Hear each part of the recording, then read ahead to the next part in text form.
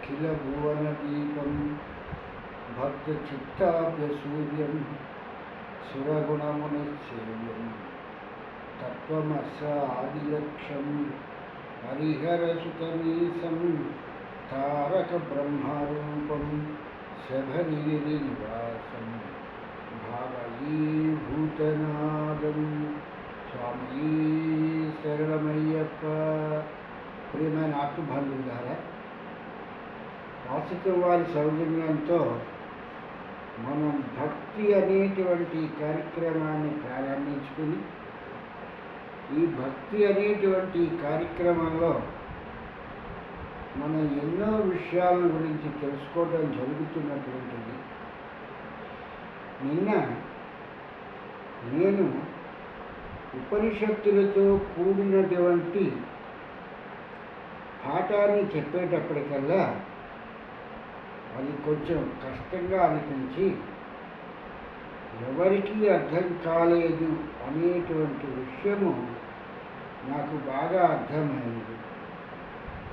ఎందుకంటే రోజు కనీసం ఒక 4-5 పంపించిన వీడియోని చూసేటువంటి పరిస్థితిలో ఉండేటువంటి వాళ్ళు అలా కాకుండా ఎప్పుడైతే నేను పంపించిన వీడియోకి సరైన స్పందన రాలేదో, అంటే కనీసం ఆ 4 కూడా పాఠం అర్థం కాలేదు అనేటువంటి విషయం నాకు బాగా అర్థమైనటువంటి విషయం.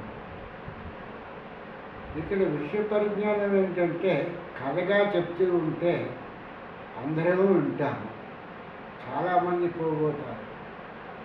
కథ కాకుండా ఆత్మస్థితిని చెప్పాల్సి వచ్చేటప్పటికీ అప్పుడు ఈ యొక్క ఆత్మస్థితి గురించి నేర్చుకునేటువంటి వాళ్ళకి ఇది కొంచెం కష్టతరంగా అనిపించి పాఠాన్ని మళ్ళీ విందాము, అర్థం కాని పాఠాన్ని 1-2 సార్లు వింటే అదే మనకి అర్థమవుతుంది అనేటువంటి విషయ పరిజ్ఞానం లేకుండా ఇక్కడ ఈ యొక్క పాఠాన్ని మనం ఎలా తప్పించేసుకుందాము అని చెప్పేసేటువంటి పరిస్థితిలోనే ఉంటాడు మనిషి. మనిషికి కావాల్సింది ఏంటంటే జ్ఞానం కన్నా కూడా తను కష్టపడకుండా తనకి కైవల్యం ఎలా వచ్చేస్తుంది అనేటువంటి విషయం గురించి తపన పడతాడు తప్పితే కష్టపడి సాధించుకుందాము అనేటువంటిది ఉండదు. ఇక్కడ నిన్న నేను చెప్పిన పాఠంలో ఆ ఒక వ్యాసుల వారు ఒక శ్లోకాన్ని రాస్తూ ఆ నిషాదుడు అనేటువంటి వాడు ఆ ఒక జంట పక్షుల్ని కొట్టేటప్పుడు ఆ జంట పక్షుల్లో మగ పక్షిని కొట్టాడు అనేటువంటిది చెప్తూ ఆ మగపక్షి పడిపోవటంతో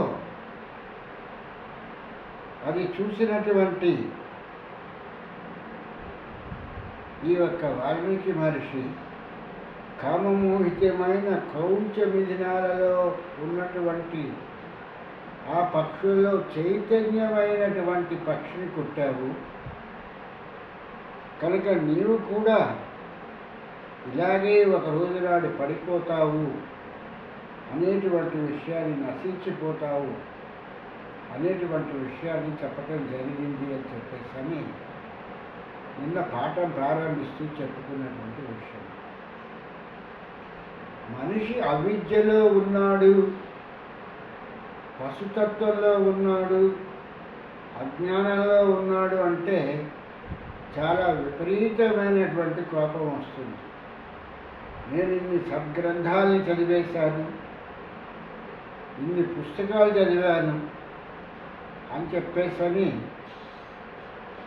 నాకన్నా నీకు ఎక్కువ తెలుసా అని చెప్పేటువంటి ఒక విధమైనటువంటి అసూయ ద్వేషాన్ని పెంచుకుని తను చదివినటువంటి పుస్తకాలు ఏంటి, ఆ పుస్తకాల్లో ఉన్నటువంటి ప్రభావితమైనటువంటివి ఏమిటి, తను చదివినవి ఒక కథగానో ఒక విషయానిగానో సంబంధించినవి తప్పితే ఇవి గురువు గారి దగ్గర కూర్చుని నేర్చుకున్నటువంటి విషయాల, ఈ విషయాలు ఆత్మకి సంబంధించినటువంటి విషయాల. ఆత్మ విషయంలో గురుబోధ ఎలాగుంటుంది, ఆత్మబోధకి గురుబోధకి తేడా ఏంటి అనేటువంటి విషయాలను ఆలోచించకుండా, నాకన్నా నీకు బాగా తెలుసా, నేను రామాయణాన్ని ఎన్నిసార్లు చదివాను, భగవద్గీత రోజు నేను 4 సార్లు పారాయణ చేస్తాను అని చెప్పి ఇలా చెప్పమంటే చెప్తాను.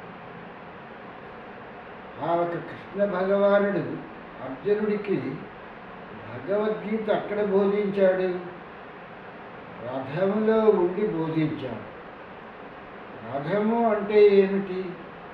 దేహమే రథము. ఈ యొక్క దేహమే రథమైనప్పుడు ఈ దేహము అనేటువంటిది చైతన్యంలోకి రావాలి అంటే చైతన్యాన్ని ఇచ్చేటువంటి వస్తువు ఏమిటి, పదార్థం ఏమిటి?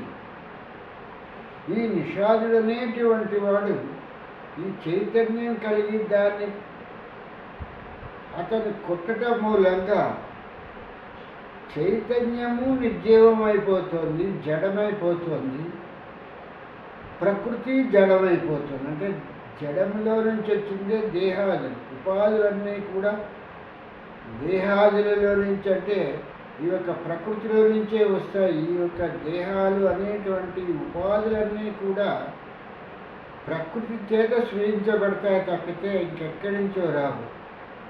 కనుక ఈ యొక్క ప్రకృతిలోంచి వచ్చినటువంటి ఈ యొక్క శరీరాలన్నీ కూడా, ఈ దేహాలన్నీ కూడా ఒకనాటికి జడమైపోతాయి. ఇవి ఎప్పుడూ కూడా చైతన్యంలో ఉండవు.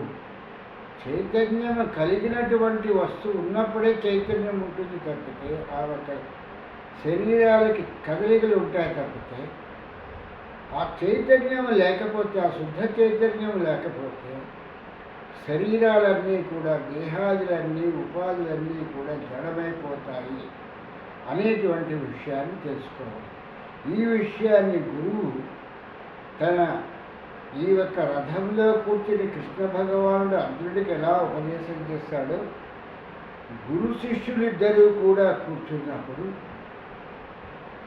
గురువు దగ్గర కూర్చున్నటువంటి శిష్యుడికి ఈ విషయాన్ని ఒకే దేహములో నుంచి ఈ క్రియలన్నీ కూడా, గురు శిష్యుల తాలూకు క్రియలన్నీ కూడా జరుగుతాయి అనేటువంటి విషయాన్ని శిష్యుడికి గురువు చెప్పటం జరుగుతుంది. అంటే నీకు పాఠం ఎంతట నీవుగా చదివితే నీకు పాఠం రాదయ్యా, గురుముఖత విన్నప్పుడు మాత్రమే ఆ పాఠం అర్థమై దానిలో ఉన్నటువంటి జ్ఞానం నీకు బోధపడుతుంది తప్పితే గురువుని కాదని నువ్వు ఎన్ని పుస్తకాలు దగ్గర పెట్టుకు చదివినంత మాత్రం చేతన అందులో ఉన్నటువంటి సూక్ష్మతత్వమైనటువంటి జ్ఞానం నీకు అలవడదు అనేటువంటి విషయాన్ని ఇక్కడ వాల్మీకి మహర్షి చెప్తున్నటువంటి విషయం. ఒక ఉదాహరణ ఆలోచించండి. మనకి ఎన్నో పుస్తకాలు బజార్లో దొరుకుతూ ఉంటాయి. ఇంజనీరింగ్ పుస్తకాలు దొరుకుతాయి, మెడికల్ పుస్తకాలు దొరుకుతూ ఉంటాయి. ఆ పుస్తకాలు తెచ్చుకుని మనం చదివేసి మనం డిగ్రీలు రాసుకుంటే ఎందుకు ప్రభుత్వం ఒప్పుకోదు? మళ్ళీ దానికి ఎందుకు పరీక్షలు పెట్టి నీవు దానికి ఉత్తీర్ణుడు అయ్యావు, ఆ డిగ్రీని నీ పేరు పక్కన రాసుకోవచ్చు అనేటువంటిది ఎందుకు చెప్తుంది? లేకపోతే ఇన్నేసి లక్షల రూపాయలు డొనేషన్లు కట్టి ఈ యొక్క మెడికల్ కాలేజీల్లో కానీ ఇంజనీరింగ్ కాలేజీల్లోనే చేరి ఆ ఒక డిగ్రీలు అనేటువంటివి రాసుకోవాల్సిన పరిస్థితి ఏంటి? బీఈ అని కానీ, బీటెక్ అని కానీ, ఎంబీబీఎస్ అని కానీ రాయటానికి గల కారణం ఏంటి? ఆ కాలేజీల్లో చేరి గురుముఖత పుస్తకాల్లో ఉన్నటువంటివి చదువుతూ వాటిని చూస్తూ నేర్చుకుంటే వచ్చేటువంటి జ్ఞానం కన్నా పుస్తకాలు చదివితే వచ్చేటువంటి జ్ఞానము ఉండదు అనేటువంటి విషయాన్ని మనకి ప్రభుత్వం వారు ఇంగ్లీషు చదువులే కానీ ఇంకే చదువులే కానీ నేర్పినటువంటి నేర్పరితనం. అదే పూర్వకాలంలో గురువుగారి దగ్గర కూర్చుని స్వాధ్యాయనంలో ఆ శిష్యుడు ఆ గురువుగారు చెప్పినటువంటి పాఠాలని పుస్తకాలు లేకపోయినా సరే, ఆ రోజుల్లో ఇన్ని పుస్తకాలు ఇన్ని గ్రంథాలు లేవు. ఆ రోజుల్లో ఒక పుస్తకం అనేటువంటిది ఒక తాళపత్రాల మీద ఉండేటువంటి ఆ ఒక గ్రంథము గురువుగారి దగ్గర ఎవరి దగ్గర అన్నట్టుగా ఒకరి దగ్గర ఊరంతటికి ఉండేటువంటిది. ఆ ఒక గురువుగారు ఆ గ్రంథాన్ని ఆ పిల్లవాడికి ఆ ఒక విద్యార్థికి శిష్యుడికి చెప్తూ దాన్ని వల్లెవేయిస్తూ 1కి 10 సార్లు చెప్పి అందులో ఉన్నటువంటి ధ్వని పలికేటట్టుగా, శబ్దం కాదు, ధ్వని పలికేటట్టుగా చేసేటువంటి పరిస్థితిలో గురువు బోధన చేసేవాడు. అది లేకపోవటం మూలంగా ఇప్పుడు ప్రతివాడు కూడా గురువులను చెప్పేసరి ప్రారంభించి లలితా సహస్రం అనేటువంటిదో లేకపోతే ఇంకో మంత్రమో లేకపోతే ఇంకో తంత్రమో ఏదో ఒకటి ప్రారంభించి నువ్వు తప్పు చదువుతున్నావు అని అంటాడు. అసలు వీడికి తప్పో ఒప్పో ఏం తెలుస్తుంది? శబ్దాన్ని పట్టుకుని తప్పు ఒప్పు నిర్ణయిస్తే ఎలాగా? అది ధ్వనిని బట్టి నిర్ణయించాలి. అది ఏ ఒక్క ఫ్రీక్వెన్సీ ఏ ఒక్క మాడ్యులేషన్లో ఉన్నది అనేటువంటిది ధ్వనిని బట్టి నిర్ణయిస్తాను తప్పితే శబ్దాన్ని బట్టి కాదు అనేటువంటి శబ్దం అంతా కూడా మనం కల్పించుకున్నటువంటిదే. అందుకే అపోస్తములు అనేటువంటిది వేదాలకు ఎందుకు చెప్పబడింది అంటే, వేదాలు ధ్వనిలో నుంచి రావటం మూలంగా అది భగవత్ప్రసాదితము అని చెప్పేసినటువంటిది. దాన్ని మనం ధ్వనిలో నుంచి శబ్దంలోకి మార్చుకున్నాం కాబట్టి ఆ యొక్క శబ్ద తరంగాన్ని మనం మాడ్యులేషన్గా మనం ఇష్టం వచ్చినట్లు మార్చుకోవచ్చు కాబట్టి, పెంచుకోవచ్చు తగ్గించుకోవచ్చు కాబట్టి, దీన్ని తెలుసుకోకుండా ఆ యొక్క పలికేటువంటి ఆ యొక్క శబ్దం తప్పు, నువ్వు ఇలా పలికావు, దుష్టదూర దురాచార అని చెప్పేస్తారు. ఏదో ఇలా పలికావు అలా పలికావు అంటే అసలు అది ధ్వనిలో ఎలాగుంది, శబ్దంలో ఎలాగుంది? శబ్దానికి మాత్రమే అర్థాలు చదువుతాము. ఆ అర్థాలు కూడా మనుషులు ఆ ఒక శబ్దాలని ఆ ఒక మాయాబజార్ సినిమాలో చెప్పినట్టుగా మాట్లాడకపోతే, మనుషులు మాట్లాడకపోతే శబ్దాలు ఎక్కడి నుంచి వస్తాయి? కనుక దానికి నిఘంటువులు దాని తాలూకు అర్థాన్ని రాస్తాయి తప్పితే, నిఘంటువులు రాసినటువంటి అర్థమే కరెక్ట్ అయినటువంటిది నిజమైనది అని చెప్పేసారని చెప్పటానికి మనకి అర్హత లేదు అనేటువంటి విషయాన్ని తెలుసుకోవాల్సినటువంటి. కనుక గురువు అనేటువంటి వాడు శిష్యుడి తాలూ అజ్ఞానాంధకారాన్ని పోగొట్టడానికి ఈ తమస్సు అనేటువంటి దాంట్లో ఈ యొక్క శిష్యుడు అజ్ఞానాంధకారంలో కొట్టుమిట్టాడుతూ ఉన్నప్పుడు ఈ యొక్క వేదాంతం గురించి చెప్పేటప్పుడు రజసత్వభ్రాంతి అని చెప్పేసాడంట. తాడుని చూసి వాడి పాము అనుకున్నాడు అని చెప్పేటువంటిది. కానీ అక్కడ ఏదో ఒక వస్తువు ఉండాలి. తాడైనా ఉండాలి, పామైనా ఉండాలి. ఏదీ లేకుండా భ్రమపడేటువంటిది జరగదు అనేటువంటిది సత్యమైనటువంటిది, నిజమైనటువంటిది. దీన్నే సత్ అని చెప్పేసి అంటారు. సత్తు ఉన్నప్పుడే మనకు అక్కడ భ్రమ అనేటువంటిది ఏమిటి అనేటువంటి కాదు. ఏదో ఒక వస్తువు అక్కడ ఉంది. పామైనా ఉంది, లేదా తాడైనా ఉంది. ఈ పామ తాడ అనేటువంటిది మనం తెలుసుకోవాలి అనుకున్నప్పుడు అక్కడ ఒక దీపాన్ని పట్టుకొచ్చి ఆ వెలుగులో చూస్తే అది అయితే పామ లేకపోతే తాడ అనేటువంటి తెలిసినప్పుడు, తాడైతే మనలో ఉన్నటువంటి భయం పోతుంది. భయం పోవడం ఇది తాడేనా అని చెప్పేసి అనుకుంటాము. తాడు కాకుండా తాడని అనుకుంటూ నిజంగా వెలుగొచ్చిన తర్వాత అప్పుడు మనకేమవుతుందంటే నిజమైనటువంటి భయం కలుగుతుంది. అది నిజంగా సర్పమే అయితే అది క్రూరమైనటువంటి ఏ తాచుపాము లాంటిదో అయితే ఇది తాడు కాదు పాము అనుకున్నప్పుడు దాన్ని చంపటానికో లేకపోతే దాన్ని కొట్టడానికో అన్నట్టుగాను అప్పుడు మనం దానికి కావలసిన ఆయుధాలైనటువంటి కర్రనో దేన్నో తీసుకోవటం తటస్థిస్తుంది. ఈ వెలుగు అనేటువంటి దాన్ని ప్రసరింపచేసేటువంటి వాడే గురువు అని చెప్పేసి అంటారు.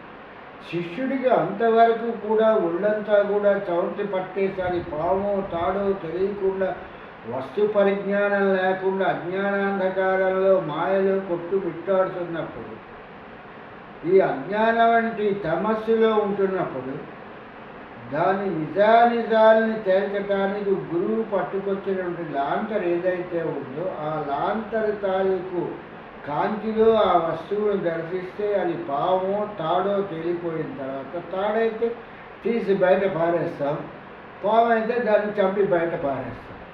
కనుక ఇటువంటి విషయాలని మనం తెలుసుకోవాలి అంటే చైతన్యం ఉన్నప్పుడు మాత్రమే దాన్ని చంపటానికైనా దాన్ని తీసేయటానికైనా మనకు ఒక శక్తి వస్తుంది తప్పితే ఆ శక్తి లేకపోతే ఇది జడమే అయిపోతుంది, ఇది కదలిక లేని పదార్థమే అవుతుంది.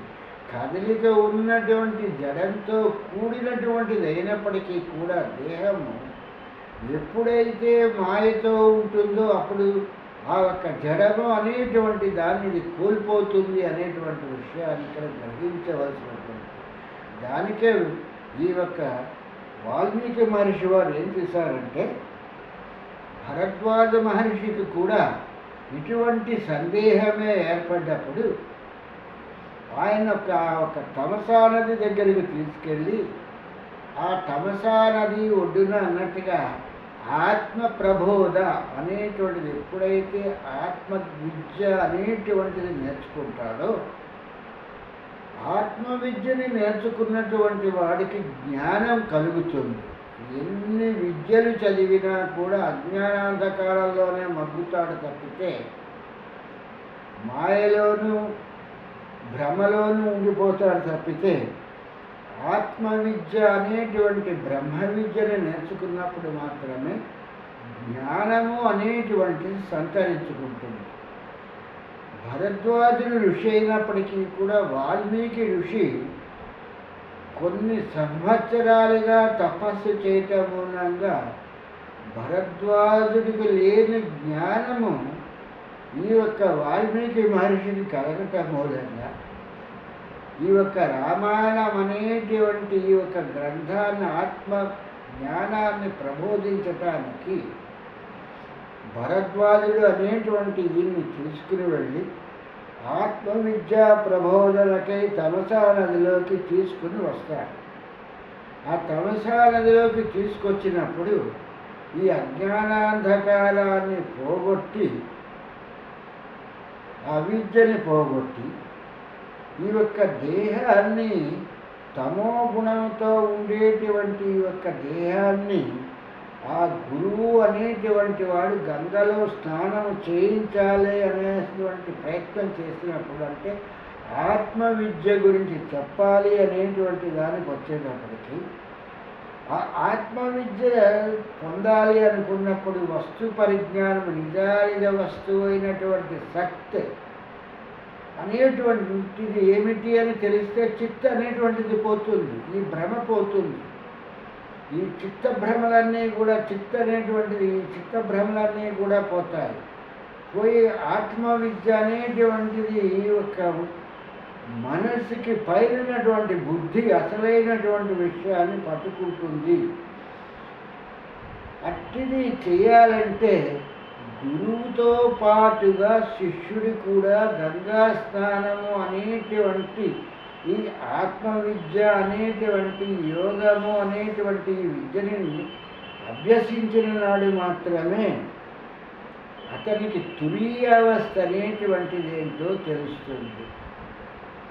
ఈ తురీయావస్థ అనేటువంటిది ఎందుకు ఇక్కడ దీన్ని చెప్పుకురావాల్సి వచ్చింది అంటే విశ్వామిత్రుల వారి రాముల వారిని వెంట పెట్టుకుని మిథిలా నగరానికి వెళ్ళినప్పుడు ఆ శివధనుర్భంగాన్ని చేశారు అనేటువంటిది వచ్చినప్పుడు ఆ ధనస్సు అనేటువంటి దాన్ని లేపి పట్టుకుని దానికి ఆ వింటి అనేటువంటి ఆ నారిని తగిలించేటప్పుడు ఆ ఒక్క ధనస్సు భగ్నమైంది. అంటే ఆ ఒక్క బీజాక్షరము సరిగ్గా ఎక్కడైతే అది విరవబడాలో అక్కడ విరవబడి ఆ తర్వాత అది తురీయ అవస్థకి చేరుకున్నది అనేటువంటి పరిస్థితిని రాముడు ఈ యొక్క విశ్వామిత్రుల వారి తాలూకు బోధనలో ఆయన చేసి చూపించినటువంటి విషయం కనుక అందుకని ఆ ధనుర్భంగం గావించటానికి విశ్వామిత్రుల వారు వెంట పెట్టుకెళ్ళారు తప్పితే వశిష్ఠుల వారు వెంట పెట్టుకుని తీసుకెళ్ళి ఆయన సమక్షంలో ఈ యొక్క బీజాక్షరాన్ని ఆయన ఎలా ఎత్తాలి, ఎలా దాన్ని పలకాలి, ఎలా తుర్యావస్థకి తీసుకెళ్ళాలి అనేటువంటిది వశిష్ఠుల వారు చెప్పలేదు అనేటువంటి విషయాన్ని ఇక్కడ గ్రహించవలసినది.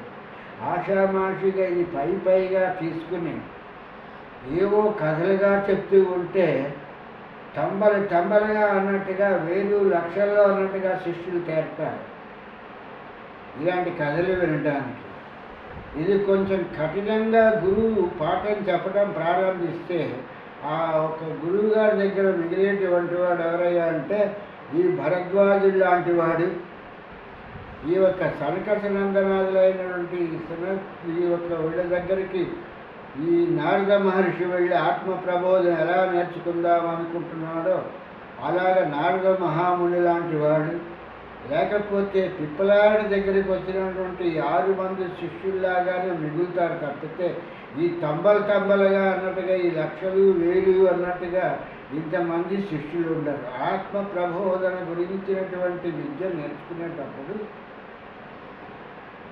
ఈ విద్యలో ఉన్నటువంటి కష్టసాధ్యమైనటువంటి విషయాలు తెలుసుకోవాల్సి వచ్చేటప్పటికీ ఇంత కష్టమైనటువంటి దాన్ని మనకెందుకులే అని చెప్పేసి మనం కథలు వింటూ కాలక్షేపణ చేసి గంగా నదిలో స్నానం చేస్తే మనకు మోక్షం వచ్చేస్తుంది, స్నానం చేస్తే కైవల్యం వచ్చేస్తుంది, కాశీ విశ్వనాథుడు అనేటువంటి ఆ రాయి అనేటువంటి ఆ శివలింగాన్ని చూస్తే మనకి శివుడు కైలాసంలో మనకి సీటు రిజర్వ్ చేసేస్తాడు అనుకునేటువంటి పిచ్చి భ్రమలు మాత్రమే మిగులుతాయి తప్పితే వాస్తవమైనటువంటి విషయాలు ఏవి కూడా అర్థం కాదు. అందుకే భగవద్గీతలో కూడా కృష్ణ పరమాత్మ అర్జునుడికి బోధ చేసేటప్పుడు 100 మందికి పాఠం చెబితే ఆ 100 మందిలో ఒక్కరికే పాఠం అర్థం అవుతుంది. ఆ పాఠం అర్థమైనటువంటి వాళ్ళు అలాంటి వాళ్ళు 100 మంది కూర్చుని సాధన చేస్తే అందులోంచి ఒక్కడికే సాధన రహస్యం అనేటువంటి తెలుస్తుంది. అటువంటి సాధనా రహస్యం తెలిసినటువంటి వాడు 100 మంది కూర్చుని సాధనా రహస్యంలోకి వెళ్ళినప్పుడు అందులో నుంచి ఏ ఒక్కడు మాత్రము కైవల్య పదము అనేటువంటి చేరుకోవటం అయ్యి నన్ను తెలుసుకుంటాడు అనేటువంటి విషయాన్ని భగవద్గీతలో చెప్పడం అయింది. కనుక తొంబలుగా అన్నట్టుగాను గుంపులుగా పోగైపోయి సత్సంగాలని ఒక 50 మందో లేకపోతే ఒక 1000 మందో 4000 మందో లేకపోతే 1000 మందిలోనో కూర్చుని ఆయన ఉపన్యాసం చెప్తే ఆ 1000 మందిలో ఆ గురువు గారికి ఉన్నటువంటి శిష్యుడెవడో కూడా తెలియదు. వీడు ఆయన గుర్తుపెట్టుకోవాలి కానీ ఆ గురువు ఈ శిష్యుడి గుర్తుపెట్టుకునేటువంటి విషయమే ఉండదు అనేటువంటి విషయాన్ని గ్రహించవలసినటువంటి విషయము. ఇక్కడ ఏం చెప్తున్నాడయ్యా అంత ఆత్మబోధన అంతమందికి, అన్ని 1000 మందికి, అన్ని లక్షల మందికి ఏ ఒక్క గురువు చెప్పలేడు. ఎన్ని మైకులు పెట్టుకున్నా, ఎన్ని స్పీకర్లు పెట్టుకున్నా అన్నట్టుగా ఇది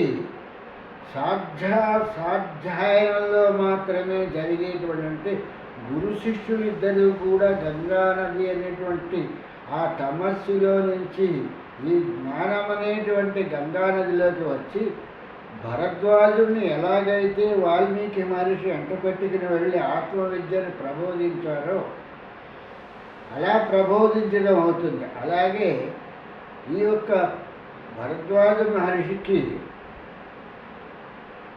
ఈ ఒక్క అశ్వలాయనుడు కూడా లలితా సహస్రాన్ని అలాగే చెప్పటం అయింది. నేను వినకూడదా, నాకు అర్హత లేదా ఈ లలితా సహస్రాన్ని నేను చదవటానికి అని చెప్పేసి అన్నప్పుడు, అప్పుడు ఆయనకి ఆ అశ్వలాయనుడు చాలా చక్కగా దాని గురించే ఆ ఒక విషయాలన్నింటినీ కూడా చెప్పడం జరిగింది అనేటువంటి విషయాన్ని మనం గ్రహించవలసిన విషయం. ఈషణాత్రయాలు అనేటువంటివి ఏవైతే ఉంటాయో, ఈషణాత్రయాలతో పాటు వాసనాత్రయాలు అనేటువంటివన్నీ కూడా ఇవి క్రూరమైనటువంటి గుణాలు. ఈ క్రూరమైనటువంటి గుణాలని తొలగించుకోవాలి అనేటువంటి దానికి వచ్చేటప్పటికి ఆ పక్షుల జంటలో నుంచి చైతన్యమైనటువంటి పక్షిని నిషాదుడు ఎలాగైతే కుటితే జరిగిందో, అలాగే ఈ యొక్క ఈషణత్రయాలు అంత తేలికగా పోయేటువంటివి కాదు. ఇది పురుషోత్తమ ప్రాప్తితో మాత్రమే ఇది జరుగుతుంది తప్పితే పురుషోత్తముడి తాలూకు అనుగ్రహం లేకుండా ఆ ఒక్క నిషాదుడు అనేటువంటి వాడు గురిపెట్టినంత మాత్రం చేతన ఆ పక్షి ఎగిరిపోవచ్చు, ఆ మగ పక్షి, లేకపోతే అతని నుంచి తప్పించుకోవచ్చు, గురికి తప్పించుకోవచ్చు. కనుక పరమేశ్వర అనుగ్రహంతో మాత్రమే ఆ ఒక్క నిషాదుడికి ఆ మగపక్షి అనేటువంటిది దొరుకుతుంది. ఇక్కడ విష్ణువుకు కూడా ఇంకొక అర్థం ఏంటంటే, నిషాదుడు అనేటువంటి పేరు ఉన్నది అనేటువంటి విషయాన్ని మనం ఇక్కడ గ్రహించాలి. అంటే భగవంతుడి తాలూకు కృప ఉన్నప్పుడు మాత్రమే ఈ యొక్క ఆత్మవిద్య అనేటువంటిది మనకి అలవడుతుంది తప్పితే అంత తేలికగా ఈ ఆత్మవిద్య మనకి మనకు అలవడుతుంది అనేటువంటిది చాలా తెలివి తక్కువతనం. ఆత్మవిద్య, మహావిద్య, శ్రీ విద్య, పరదేవత అని చెప్పేసి లలితా సహస్రంలో చెప్పినట్టుగా ఈ ఆత్మవిద్య అనేటువంటిది అత్యుత్తమమైనటువంటి విద్య. దీన్ని బ్రహ్మ విద్య అని చెప్పేసరి కూడా దీన్ని చెప్పడం జరుగుతుంది. ఆత్మ అంటే ఏమిటి, ఈ ఆత్మ ఎలా దేహంలోకి ప్రవేశిస్తుంది, ఈ ఆత్మ దేహంలోకి ప్రవేశించిన తర్వాత ఇది చైతన్యంగా ఎలా ఉంటుంది, ఈ యొక్క చైతన్యమైనటువంటిది ఎప్పుడైతే చైతన్య రాహిత్యమవుతుందో అప్పుడు అది ఎలా జడమైపోతుంది, ఆ జడమైనటువంటి పదార్థాన్ని దేహము, శరీరము, ఉపాధి అని ఎందుకంటారు అనేటువంటివన్నీ కూడా ఎప్పుడైతే ఆ ఒక్క ఆత్మతత్వ ప్రబోధన తెలుస్తుందో అప్పుడు మాత్రమే అర్థమవుతుంది తప్పితే ఆత్మతత్వము అనేటువంటి తెలియనంతసేపు కూడా ఇది అంత తేలికగా అర్థమయ్యేటువంటి విషయం కాదు. ఆత్మ జీవుడితో కూడి ఉన్నప్పుడు మాత్రమే, ఎప్పుడైతే ఆత్మ ఒంటరిగా ఉన్నా కూడా అది చలనంలో ఉండదు. చలనంలో ఉండాలి, దాంట్లో చలనం ఉండాలంటే ఆత్మ జీవుడితో కలిసి ఉండాలి, జీవుడు ఆత్మతో కలిసి ఉండాలి. ఇలా కానప్పుడు రెండు కూడా అవి ఆత్మ కూడా బయట ఉన్నంతసేపు దానిలో కూడా జీవ చైతన్యం ఉండదు, అలాగే జీవుడిలో కూడా చైతన్యం ఉండదు. ఇవి దేహంలోకి ప్రవేశించినప్పుడు మాత్రమే జీవుడు మాత్రమే చైతన్య రహితుడవుతాడు. అంటే ఒక ఇన్స్ట్రుమెంటేషన్గా మాత్రమే దేహము అనేటువంటిది పనిచేస్తుంది తప్పితే ఈ ఆత్మ, జీవుడు, ప్రాణము లేకపోతే ఈ మూడు ఉండి దేహం ఉన్నప్పుడు మాత్రమే అది చైతన్యంతో ఉంటుంది తప్పితే ఈ మూడు లేకపోతే దేహము జడ పదార్థం అవుతుంది, జీవుడిలో కూడా కదలికలు అనేటువంటివి మనకి గోచరించవు అనేటువంటి విషయాన్ని మనం ఇక్కడ గ్రహించవలసిన విషయము. ఇటువంటి విషయాలను చెప్పుకునేటప్పుడు ప్రశాంతంగా మనం పాఠాన్ని చెప్పుకోవాలి తప్పితే తొందరపడి చెప్పుకుంటే కథలలాగా ఒక గజేంద్ర మోక్షంలో లాగాను, ఒక ప్రహ్లాద చరిత్రలో లాగాను మనం చెప్పుకుంటూ వెళ్తా ఉంటే ఇదంత తేలికగా ఆత్మతత్వము అనేటువంటిది అర్థమయ్యేటువంటిది కాదు. కాబట్టి ఈ విషయాన్ని అర్థం చేసుకోవాలంటే ఆ ఒక గురుముఖత వింటూ ఆ ఒక వెంకటనాథుడి తాలూకు అనుగ్రహంతో మన ఈ విషయాల్ని తెలుసుకుంటూ ఈ విషయాలలో నుంచి రామాయణం అనేటువంటి సద్గ్రంథంలోకి ప్రవేశించి వాల్మీకి మహర్షి ఆ ఒక రామాయణాన్ని ఎందుకు రాశారు అనేటువంటి పరమార్థాన్ని తెలుసుకున్నాం. కాబట్టి ఇలాంటి విషయాలన్నింటినీ కూడా మిగిలినటువంటి విషయాలు రేపు మనం చర్చించుకుందాం. అంతవరకు సెలవు. స్వామి శరణం, స్వామి శరణం, స్వామి శరణం.